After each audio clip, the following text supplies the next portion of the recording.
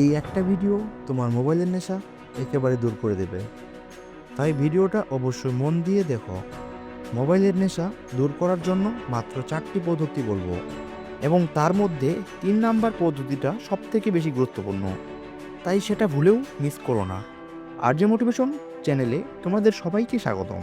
যখন আমরা একটার পর একটা ভিডিও দেখতে থাকি, তখন সময়ের কোনো হিসাবই থাকে না। এমনকি আমাদের জীবনের যে একটা লক্ষ্য আছে, সেটাও আমরা ভুলে যাই। এই মোবাইল থেকে দূরে থাকার জন্য নিজেকে কত বোঝাই, কত রকমভাবে চেষ্টা করি, কিন্তু কিছুক্ষণ বাদেই সব ভুলে যাই।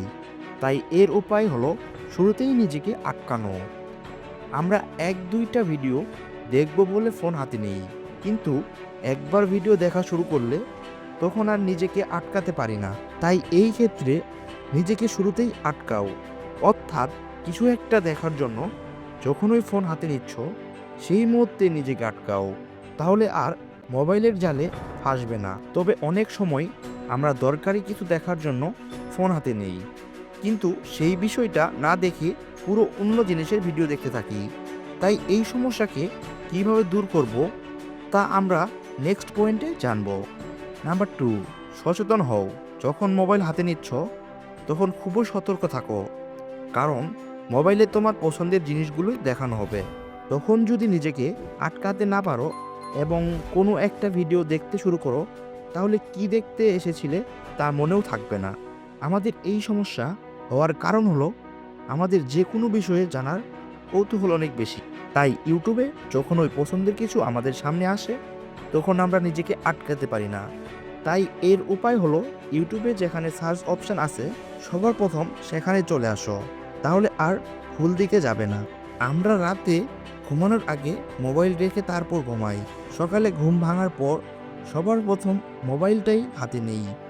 এছাড়া কয়েক বছরের মধ্যে এমন কোনো দিন যায়নি যেদিন আমরা মোবাইল ব্যবহার করিনি। অর্থাৎ আমরা মোবাইলকে না, মোবাইল আমাদের কন্ট্রোল করছে। তাই নেক্সট পয়েন্টে জানবো যে এই মোবাইলের নেশা কীভাবে দূর করা যায়। অ্যাকশন নাও। নাম্বার 3, আমরা 5 মিনিট ফেসবুক করব বলে ফোন হাতে নেই, কিন্তু সেই 5 মিনিট বেড়ে কখন যে 2 থেকে 3 ঘন্টা হয়ে যায় তা আমরা বুঝতেও পারি না। তাই এই সমস্যাকে দূর করতে হলে আমাদের অ্যাকশন নিতে হবে। অর্থাৎ ফোনের যদি অতিরিক্ত নেশা থাকে, তাহলে এক্সাম অবধি ফোন অফ করে রেখে দাও। যাদের সাথে দরকারি কথা বলার আছে সেগুলো বলে নিয়ে ফোন ধারের কাছেও রেখো না। যখনই এক্সাম শেষ হয়ে যাবে তারপর মোবাইল ইউজ করো। যদি তোমরা মোবাইল ইউজ না করো, তাহলে দেখবে একদিনের মধ্যেই কত পড়া মুখস্থ করে ফেলেছো। কারণ মোবাইল পাশে থাকলে একটু বোর হলেই মোবাইল নিয়ে বসে পড়ো, ফলে পড়ার সময়গুলো নষ্ট হয়ে যায়।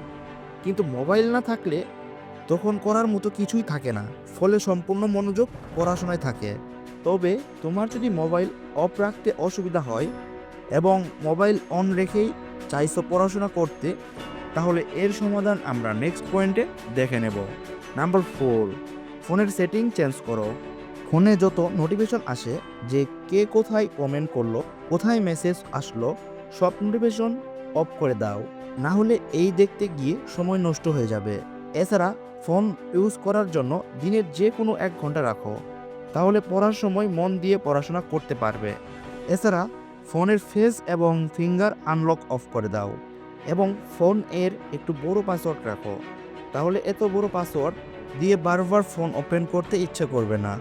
আমাদের সারাদিন ফোন দেখার কারণ হলো আমাদের ওই মুহূর্তে করার মতো কিছুই থাকে না।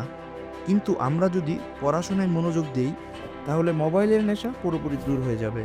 আমরা সবথেকে বড় ভুল যেটা করি, আমরা চেষ্টা করে ছেড়ে দিই। কিন্তু নিজের লাইফকে যদি পরিবর্তন করতে হয়, তাহলে তোমাকে চেষ্টা করতেই হবে। যেভাবে চেষ্টা করছো সেভাবে যদি না হয়, তাহলে অন্যভাবে চেষ্টা করো। দেখো, তোমরা যতক্ষণ না সফল হচ্ছ ততক্ষণ তোমার চেষ্টা করতে থাকো। আমরা ভালো করে পড়াশোনা করার জন্য পড়ার রুটিন বানাই, কিন্তু এই রুটিন বানালেও সেটা পালন করতে পারি না। যদি তোমারও এই সমস্যা হয়, তাহলে আমার চ্যানেলে একটা ভিডিও দেওয়া আছে, দেখে আসো। তাহলে তোমার সাথে পরবর্তী ভিডিওতে দেখা হচ্ছে। ভিডিওটা ভালো লাগলে চ্যানেলটা সাবস্ক্রাইব করো, আর তোমাদের মতামত অবশ্যই কমেন্টে লিখে জানিও। ভিডিওটা শেষ অবধি দেখার জন্য সবাইকে অনেক অনেক ধন্যবাদ।